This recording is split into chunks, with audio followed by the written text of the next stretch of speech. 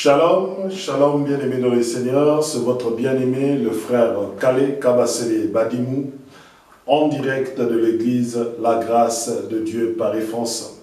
Je bénis le Dieu très haut, je bénis le Dieu tout-puissant, le Père de notre Seigneur Jésus-Christ, d'avoir permis à ce que nous puissions nous retrouver aujourd'hui, dimanche 30 juin 2024, pour un temps d'enseignement, pour un temps de partage et pour un temps d'exhortation. Bien-aimés dans le Seigneur, vous êtes bien au 12 square Gérard Philippe, 78 190 dans la ville de Trappes.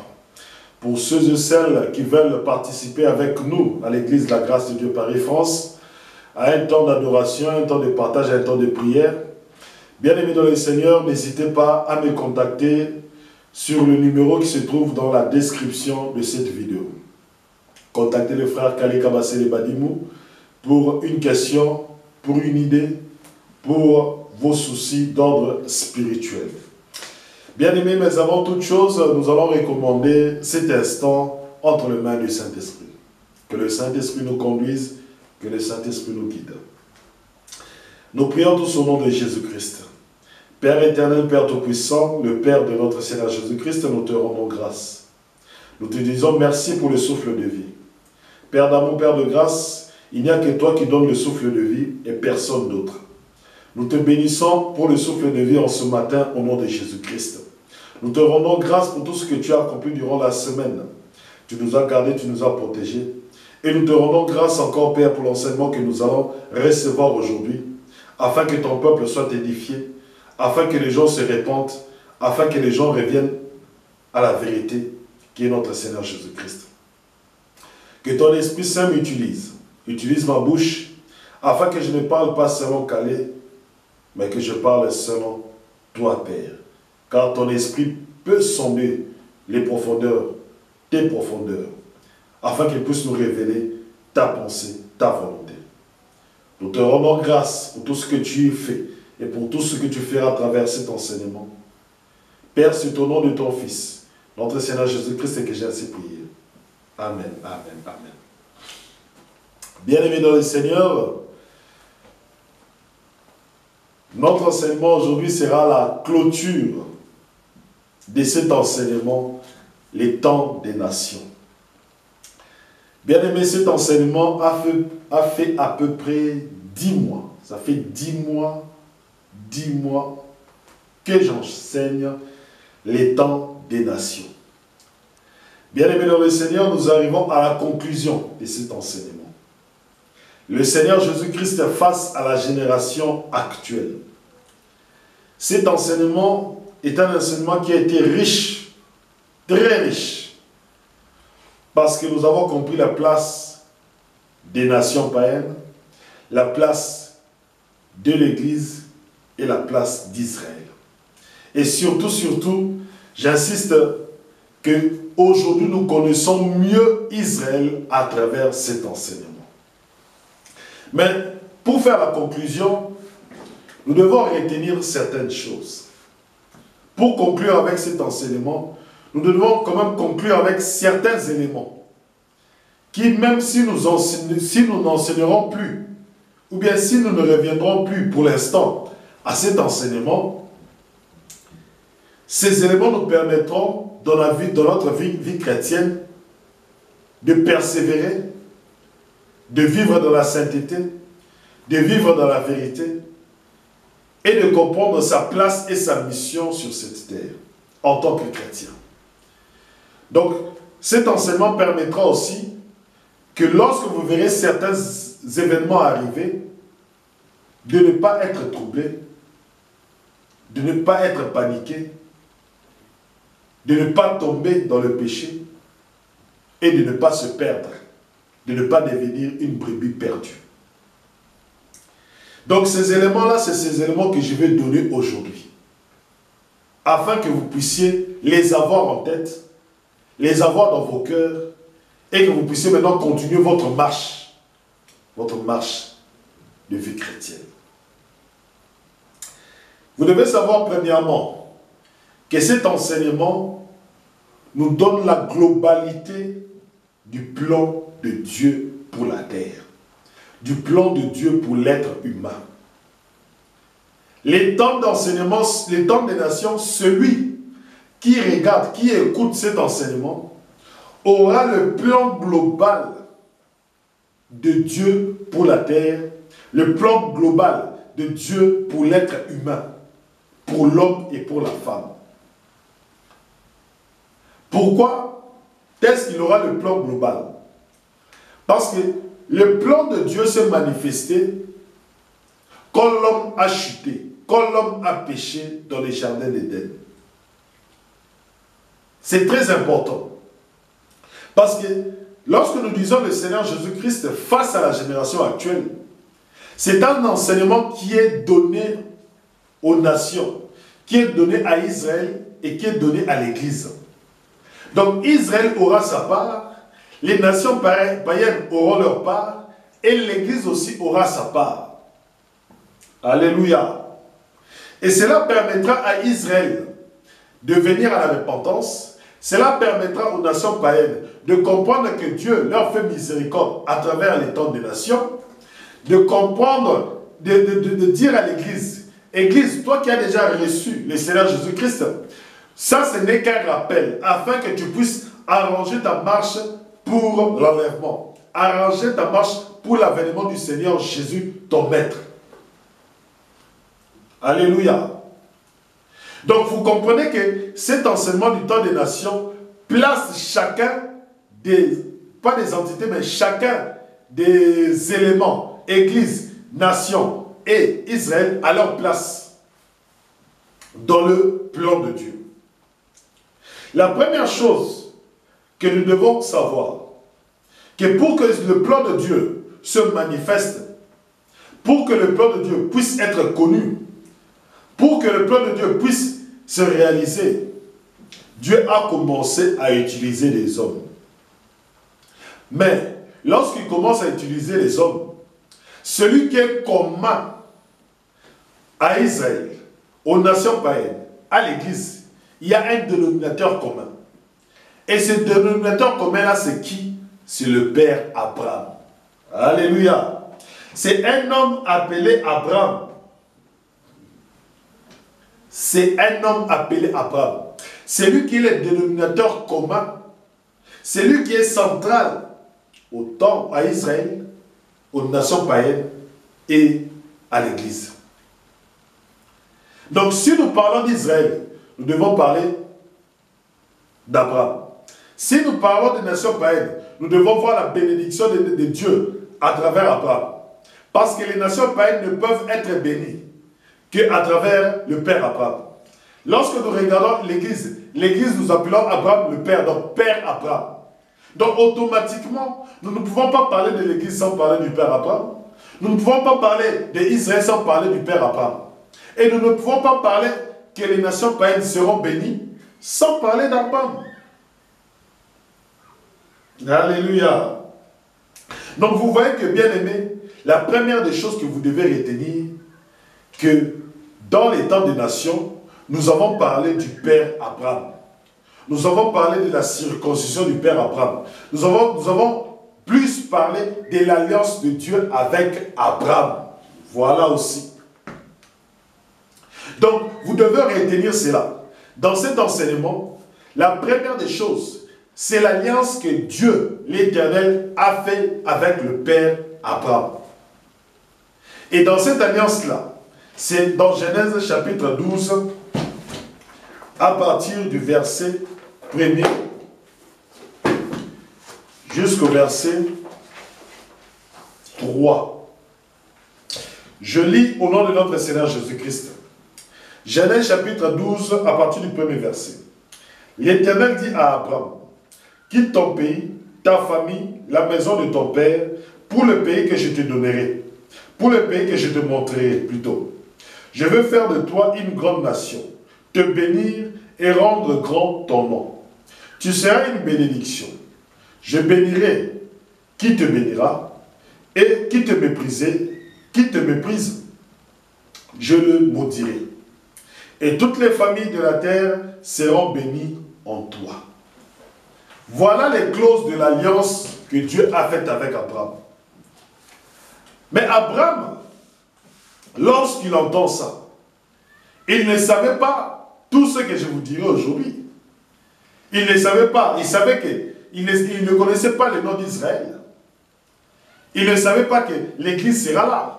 Donc, c'est à travers lui, c'est à travers cette alliance que Dieu a pu commencer l'œuvre du salut, l'œuvre de la rédemption, le plan de rédemption pour l'humanité. C'est à travers cette alliance-là.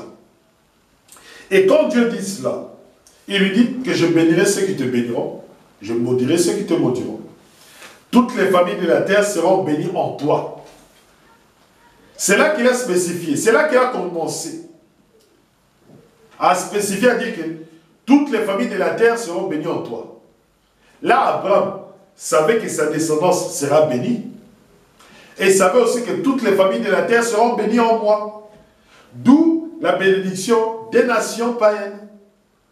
Alléluia. Mais maintenant, Abraham ne savait pas comment est-ce que cette bénédiction va arriver. Ne savait pas comment est-ce que la nation d'Israël viendra. Puisqu'il posera aussi la question à Dieu. Je n'ai pas d'enfant. Ma femme est stérile. Ma femme ne peut pas concevoir. Moi, je suis déjà âgé. Ma femme aussi est déjà âgée. Ma femme a déjà atteint la ménopause. C'est-à-dire qu'elle ne peut plus concevoir d'enfant et elle ne peut plus accoucher parce que l'âge est déjà dépassé. L'âge est déjà grand. Donc, Abraham avait tout ça en tête. Abraham avait tous ces problèmes en face de lui. Mais en marchant avec Dieu, Dieu a démontré à Abraham qu'il était puissant. Dieu a démontré à Abraham qu'il était le Tout-Puissant. Dieu a démontré à Abraham qu'il était le pourvoyeur. Dieu a démontré à Abraham que tout ce qu'il dit, il l'accomplit. Dieu a donné à Abraham la terre de Canaan. Dieu a amené Abraham à Canaan. Dieu a donné à Abraham un fils. Abraham a vu le fils, Isaac. Alléluia. Dieu a donné à Abraham des bénédictions, la richesse. Automatiquement, Abraham a vécu cela. Abraham a vu Isaac. Sa femme, Sarah, a eu un fils. Elle a souri, elle a ri, elle a été contente. Donc vous voyez que Dieu a démontré à Abraham que tout ce que je dis, je l'accomplis. Et il a fait cette alliance-là. Et dans une autre alliance, Genèse chapitre 15. Genèse chapitre 15. Il dit ceci. Au verset 18. Ce jour-là, l'Éternel fit alliance avec Abraham en disant, je donne à ta postérité ce pays, depuis le fleuve d'Égypte jusqu'au grand fleuve d'Euphrate, le pays de Kénites, des Kinésites, des Cadmonéens, des Essiens, des Phéréziens, des Réphaïm, des Amoréens, des Cananéens, des Gergéséens et des Jébuséens. Donc, Abraham, Dieu lui dit, je te donnerai cette terre, elle t'appartiendra et elle appartiendra à ta postérité. Donc, la postérité d'Abraham avait déjà un héritage, avait déjà une terre. Isaac, Jacob. Nous avons parlé de tout cela. Nous avons parlé d'Isaac, nous avons parlé de Jacob. Comment est-ce que la nation d'Israël est venue, les 12 tribus d'Israël, la circoncision, les descendants d'Abraham. Nous avons parlé de tout cela. Donc, celui qui regardera les temps des nations, bien aimé, comprendra la généalogie d'Abraham.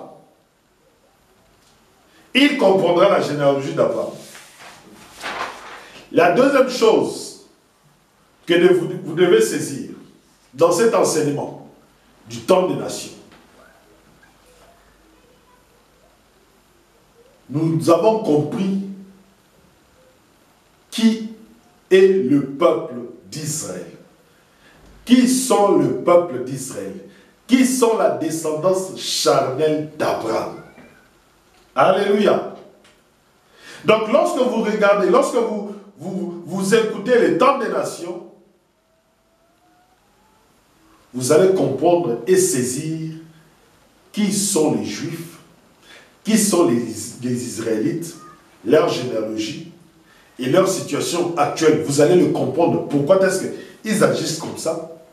Et vous allez comprendre le futur du peuple d'Israël. Alléluia. Vous allez comprendre le futur du peuple d'Israël. La première des choses que vous devez saisir, que Israël est un peuple qui est consacré. Alléluia. Israël est le peuple qui est consacré à Dieu. C'est-à-dire que c'est un peuple qui est saint, c'est un peuple qui est consacré, c'est un peuple qui a la loi de Dieu, c'est un peuple qui n'obéit qu'à la loi de Dieu. Ils vivent non selon les préceptes du monde, mais ils vivent selon la loi de Dieu, ils vivent selon les principes de Dieu. Alléluia. Donc, Israël est le seul peuple qui a les alliances de Dieu, est le seul peuple qui a la loi de Dieu, est le seul peuple qui ne vit pas selon les pensées des hommes. Non. Israël est le seul peuple qui vit selon les principes de Dieu, selon les ordonnances de Dieu, selon les commandements de Dieu. Donc, vous voyez que, même aujourd'hui, lorsque vous regardez les Israélites, lorsque vous regardez les Israéliens, vous voyez que leur manière est toujours différente des autres nations. Alléluia. Leur manière de vivre est toujours différente. Pourquoi? Parce que c'est un principe, c'est une loi donnée par Dieu. Ils ne peuvent pas sortir de ce cadre-là. Ils ne sont pas régis par la démocratie. Ils ne sont pas régis par le libéralisme. Ils ne sont pas régis par le communisme. Ils ne sont pas régis par les principes de ce monde. Mais ils sont régis par les principes, les ordonnances et les préceptes de Dieu. Donc c'est aussi ça que vous devez garder dans cet enseignement. Là, je ne suis qu'en train de vous faire un résumé, afin que chacun puisse garder quelque chose de cet enseignement. Parce qu'il y a à peu près 52 vidéos. 52 vidéos. Sans compter les petites vidéos que nous faisons. Mais il y a à peu près 52 vidéos. Donc c'est pour cela, c'est un petit rappel. Nous devons aussi savoir autre chose. Deuxième chose que nous devons savoir sur Israël. Israël était un peuple qui était nomade. Était un peuple qui n'avait pas de terre. Ils étaient en Égypte. Ils se sont multipliés en Égypte. Ils sont devenus grands en Égypte. Et de l'Égypte, Dieu les a fait sortir d'Égypte pour leur donner la terre promise. La terre des Canaan. C'est pour cela Israël, le peuple de Dieu, a une terre à elle qui lui appartient.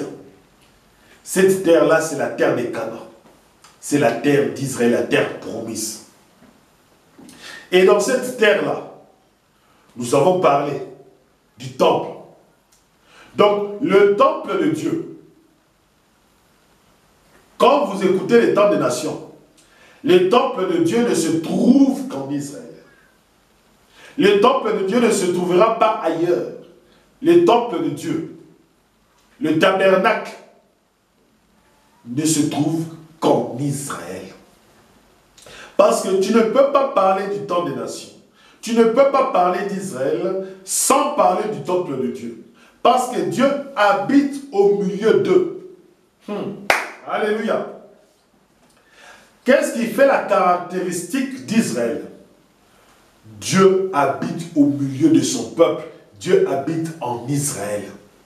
Donc la domiciliation du Dieu véritable, de l'Éternel, du Dieu d'Abraham, d'Isaac et de Jacob, ne se trouve qu'en Israël.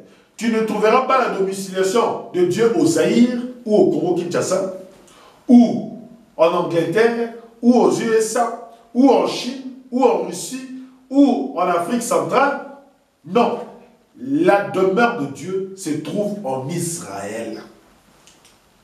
Plus précisément à Jérusalem. Alléluia. Donc, c'est pour cela, bien aimé, Israël est un peuple particulier. Israël est un peuple qui est saint. Israël est le peuple qui a les alliances. Israël est le peuple par qui viendra notre Seigneur et notre Sauveur, Jésus de Nazareth, qui est le Fils de Dieu, qui est le Christ. Alléluia. Donc, pour que le Sauveur vienne, pour que le salut vienne dans le monde, Dieu a pris un peuple, il a créé un peuple à travers un homme appelé Abraham. Et lorsqu'il crée ce peuple-là, il donne à ce peuple-là le nom d'Israël. Et c'est à travers ce peuple-là que le Messie, que le Christ viendra. Donc le Messie, le Sauveur du monde, viendra afin de sauver l'humanité. Et le Sauveur, nous savons que le Sauveur, c'est Jésus-Christ. Et c'est à travers ce peuple-là que Jésus-Christ vient. Et maintenant, et comme c'est à travers Israël que le Messie vient, nous devons maintenant comprendre ce temps-là où Dieu ne s'était pas tourné vers les nations, où Dieu ne s'occupait que vers d'Israël uniquement. Donc c'est-à-dire que Dieu, lorsqu'il envoyait un prophète, il voulait envoyer un prophète au temps où Israël, où l'Église n'existait pas encore. Dieu prenait un juif, c'est-à-dire qu'un Israélien, il l'établissait prophète et il le prenait et l'envoyait vers son peuple, le peuple d'Israël. Donc Dieu n'a jamais envoyé un prophète en dehors d'Israël. Dieu a toujours envoyé ses prophètes vers Israël pour que Israël se répande, pour que Israël change sa manière de vivre, pour que Israël change sa manière de se conduire. La seule fois que Dieu a envoyé un prophète pour les nations païennes, c'était le prophète Jonas. Le prophète Jonas est le prophète qui a été envoyé vers les nations, non vers Israël. Et Jonas n'était que la préfiguration du Seigneur Jésus-Christ. N'était que la préfiguration de celui qui devait venir vers les nations afin que les nations païennes aussi soient sauvées. Parce que lorsque le Messie est venu, il est venu premièrement, écoutez bien, le Messie, Jésus de Nazareth, est venu premièrement pour Israël et secondement pour le peuple païen. Il est venu d'abord sauver le peuple d'Israël, ses frères et sœurs dans la chair, et après, il s'est tourné vers le peuple païen, vers ceux qui ne connaissaient pas l'Éternel, vers ceux qui n'ont jamais connu l'Éternel, vers ceux qui n'ont jamais approché l'Éternel, vers ceux qui n'ont jamais pratiqué la loi de l'Éternel. Alléluia. Et quand Dieu fait cela, ce moment-là, c'est une période, c'est un temps. Jonas ira à Ninive, mais Jonas se retournera aussi en Israël.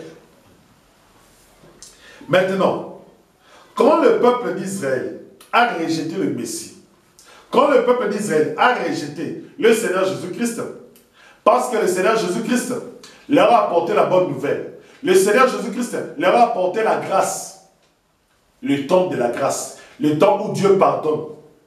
Mais le peuple d'Israël a rejeté le Christ. Le peuple d'Israël a rejeté Jésus. Le peuple d'Israël a rejeté la croix.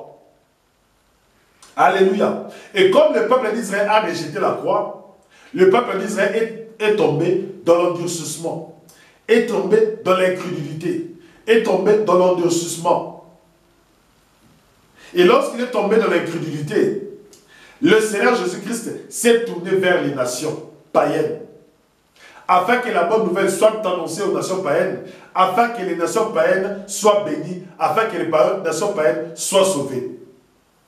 C'est pour cela que je vous ai parlé du Père Abraham, que toutes les nations de la terre seront bénies en lui. C'est là maintenant qu'intervient la bénédiction des nations païennes, de toutes les familles de la terre. Et la bénédiction de Dieu pour les nations, c'est le Seigneur Jésus de Nazareth, c'est le Christ. Et quand le Seigneur Jésus-Christ se tournera vers les nations, tous ceux qui croiront, tous ceux qui croiront au Seigneur Jésus-Christ seront sauvés. Ils deviendront les enfants de Dieu. Alléluia. C'est ça le but de l'enseignement du temps des nations. La génération actuelle face à notre Seigneur Jésus-Christ. C'est-à-dire que lorsque je dis la génération actuelle, c'est tous les peuples de l'humanité. Ils sont en face du Seigneur Jésus-Christ. Et nous sommes là en train d'enseigner ce peuple-là afin qu'ils se répandent et qu'ils puissent accepter Jésus-Christ dans leur vie et qu'ils puissent recevoir la vie éternelle. Alléluia. Bien-aimés. Donc, quand vous écoutez les temps des nations, cet enseignement, vous devez aussi retenir cela. Nous avons parlé pourquoi est-ce que les nations seront bénies, parce que c'est une alliance que Dieu a faite avec Abraham. Nous savons maintenant comment est-ce que les nations seront bénies. Et nous avons parlé comment est-ce que les nations seront greffées en Israël. Nous avons parlé du mariage des nations et d'Israël. Nous avons parlé du mariage des nations avec le peuple d'Israël. Donc nous comprenons cela. Et comme nous comprenons cela, nous allons maintenant arriver à l'Église. L'Église vient d'où? Du Père Abraham. La bénédiction qui est descendue, qui est le Messie, qui est la postérité d'Abraham, le Christ, est arrivée à Israël. Quand elle est arrivée à Israël, Israël a rejeté. Cette bénédiction est venue maintenant dans l'Église. L'Église, c'est tous ceux qui ont cru au Seigneur Jésus de Nazareth comme le Fils de Dieu, comme le Christ. Alléluia. Excusez-moi. L'Église, c'est tout être humain, que tu sois homme, que tu sois femme, qui a cru au nom du Fils de Dieu, qui a cru au nom du Messie, qui a cru au nom du Christ, qui est Jésus. Qui ont accepté la croix, qui ont accepté de mourir avec Christ et qui ont accepté de ressusciter avec Christ. Qui ont accepté Jésus-Christ qui est la vérité, la vie éternelle. C'est ça l'Église. Et quand maintenant l'Église entre en scène, nous devons comprendre une chose. Dieu n'a pas oublié Israël. Donc quand nous regardons, quand nous remontons cet enseignement du temps des nations, les temps des nations, c'est les temps où Dieu permet aux nations païennes d'être sauvées. Dieu permet aux nations païennes d'être sauvées. Et comme il permet aux nations païennes d'être sauvées, il n'a pas oublié Israël. Israël est tombé dans l'endurcissement, Israël est tombé dans l'incrédulité, mais il y aura un temps où Israël sera rétabli, il y aura un temps où Israël reviendra à Dieu. Alléluia. Alléluia. Vous saisissez? Donc c'est à travers l'Église que nous comprenons la façon et la manière d'agir de Dieu. Nous l'Église, nous les chrétiens, dans cet enseignement, nous avons vu la différence entre un juif et un chrétien. Nous avons vu la différence entre Israël et l'Église. Donc, l'Église n'est que la destination finale d'Israël. L'Église n'est que Israël perfectionné. L'Église est Israël, enfant, véritable enfant d'Abraham, véritable enfant de Dieu. Parce que Israël là, Israël est charnel. Mais l'Église, c'est Israël spirituel. Israël est Israël de la descendance charnelle. Mais l'Église, c'est la descendance spirituelle d'Abraham. Vous comprenez ce que vous devez vraiment retenir. Il est très très important de retenir tout cela.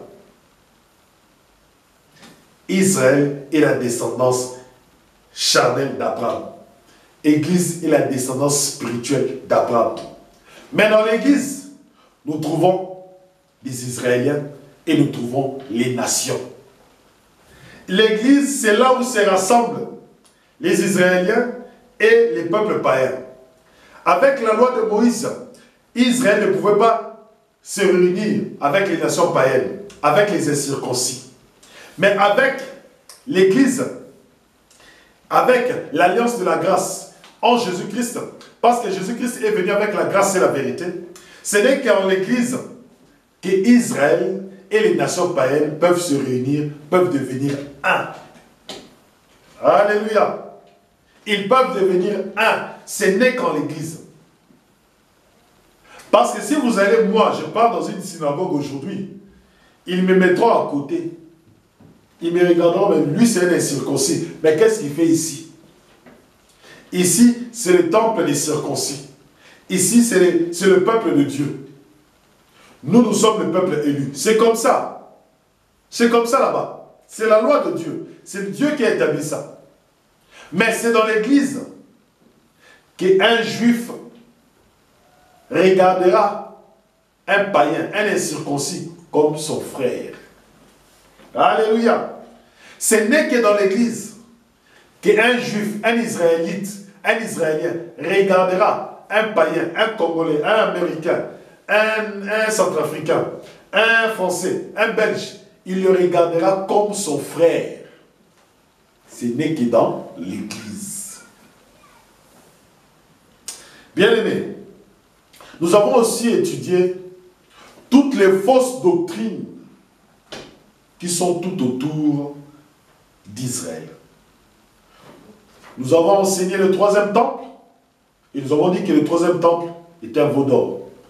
Nous avons enseigné sur le temple. Nous avons dit que si Israël construit le troisième temple, c'est pour que l'Antichrist puisse entrer à l'intérieur. Alléluia. Nous avons enseigné sur les pharisiens qui sont dans les églises, qui enseignent des fausses doctrines sur Israël. Dire que nous devons accomplir la loi de Moïse, dire que nous devons porter des talites, des kippas, nous avons enseigné tout cela. Nous avons enseigné sur les chrétiens messianiques. Nous avons enseigné sur les chrétiens sionistes. Nous avons enseigné sur tout cela. Nous avons enseigné sur tout cela. Nous sommes entrés en profondeur et nous avons détruit toutes ces fausses doctrines. Donc celui qui écoute les temps des nations, il comprendra toutes les fausses doctrines qui sont tout autour du peuple d'Israël. Et il comprendra tout ce qui se passe aujourd'hui. Il comprendra pourquoi est-ce que certains chrétiens soutiennent financièrement Israël. Il comprendra pourquoi certains chrétiens soutiennent le peuple d'Israël. Il comprendra les chrétiens messianiques, les chrétiens sionistes. Donc il comprendra tout ça. Il le comprendra. Et il comprendra ce qui se passe aujourd'hui en Israël. Alléluia. Bien-aimés, cet enseignement a été riche. Et je pense que le Seigneur Jésus-Christ m'a utilisé puissamment pour cet enseignement. Et pour tous ceux et celles qui veulent vraiment entrer en profondeur, regardez dans la playlist, regardez dans les temps des nations et choisissez un thème. Le peuple d'Israël est le peuple élu, oui, mais le peuple est sous la malédiction. Regardez, vous verrez des thèmes bien précis sur la descendance d'Abraham, sur la circoncision, sur le mariage entre les païens et le peuple juif, sur l'église, sur les temples. Donc il y a tout à l'intérieur. Mais dans tout ça, pour clôturer, comme au début j'avais dit, Ésaïe chapitre 2 à partir du premier verset.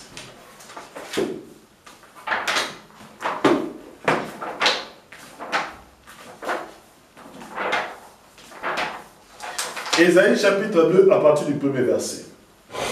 Parole qu'Isaïe, fils d'Amos, a vu touchant Juda et Jérusalem. Il arrivera à la suite des jours que la montagne de la maison de l'Éternel sera établie à la tête des montagnes et élevée au-dessus des collines. Et vers elle, toutes les nations afflueront et bien de peuples iront, disant: venez et montons à la montagne de l'Éternel, à la maison du Dieu de Jacob, Il nous enseignera ses voies, car nous marcherons dans ses sentiers, et de Jérusalem la parole, car de Sion sortira l'enseignement, et de Jérusalem la parole de l'Éternel. Il sera l'arbitre entre les nations, et jugera bien des peuples. Ils forgeront leur épée en soc de charrue, et leur lance en faucille. Une nation ne lèvera pas plus l'épée contre l'autre, et l'on n'apprendra plus la guerre. Maison de Jacob, venez et marchons à la lumière de l'Éternel. C'est avec ce verset que je vais clôturer cet enseignement. Il dit, car de Sion sortira l'enseignement. C'est de l'Église que sortira l'enseignement. Et l'Église n'enseigne et ne prêche que le Seigneur Jésus de Nazareth, le Fils de Dieu, le Christ. Quiconque veut connaître la volonté de Dieu, quiconque veut être sauvé, il doit passer par le Seigneur Jésus de Nazareth, le Christ. C'est lui le chemin, c'est lui la vérité, c'est lui la vie. Alors, vous qui avez regardé et écouté cet enseignement, vous connaissez comment est-ce que le Seigneur Jésus-Christ nous a donné son enseignement. Parce que nous devons affluer à lui, afin de recevoir l'enseignement qui vient de Dieu. Parce que Dieu ne parle pas aujourd'hui à travers les prophètes, mais Dieu ne parle qu'à travers notre Seigneur Jésus-Christ, Jésus de Nazareth.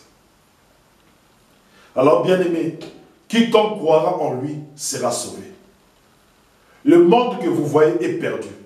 Le monde que vous voyez est sans repère. Le monde que vous voyez est dans le désordre. Le monde que vous voyez disparaîtra. Il est temps de revenir à Dieu. Et pour revenir à Dieu, il n'y a qu'un seul chemin. Ce chemin-là, c'est le Seigneur Jésus de Nazareth, le Christ. Quiconque croira en lui ne sera pas jugé, mais il recevra la vie éternelle. Il sera sauvé. Père éternel, Père Tout-Puissant, nous te rendons grâce pour cet enseignement. Nous avons clôturé cet enseignement aujourd'hui. Bénis toutes les personnes qui auront l'occasion d'écouter ce message. Tu nous as utilisés puissamment afin que ce peuple soit édifié, afin que ce peuple puisse revenir à toi, afin que ce peuple se répande. Nous avons enseigné le peuple d'Israël, nous avons enseigné les nations païennes et nous avons enseigné l'Église. Père, nous te rendons grâce pour tous les miracles que tu as accomplis à travers cet enseignement, pour toutes les bénédictions que cette Église a reçues à travers cet enseignement. Nous te glorifions, nous te magnifions. Nous élevons aussi le nom de ton Fils, notre Seigneur Jésus-Christ, ton Fils, qui nous a sauvés, qui nous a fortifiés, qui nous a donné ton esprit, afin que nous puissions enseigner la vérité. Nous te bénissons, Père. Révèle-nous encore de grandes choses, afin que nous puissions enseigner encore le dimanche prochain. Nous te disons merci, nous te disons gloire à ton nom, Père. Au nom de Jésus-Christ, j'ai ainsi prié. Amen, amen. Bien-aimés, je vous dis à dimanche prochain. Que Dieu vous garde. Église, la grâce de Dieu Paris France. C'était votre frère, le bien-aimé, le frère Kale Kabasele Badimou. Soyez bénis au nom de Jésus-Christ.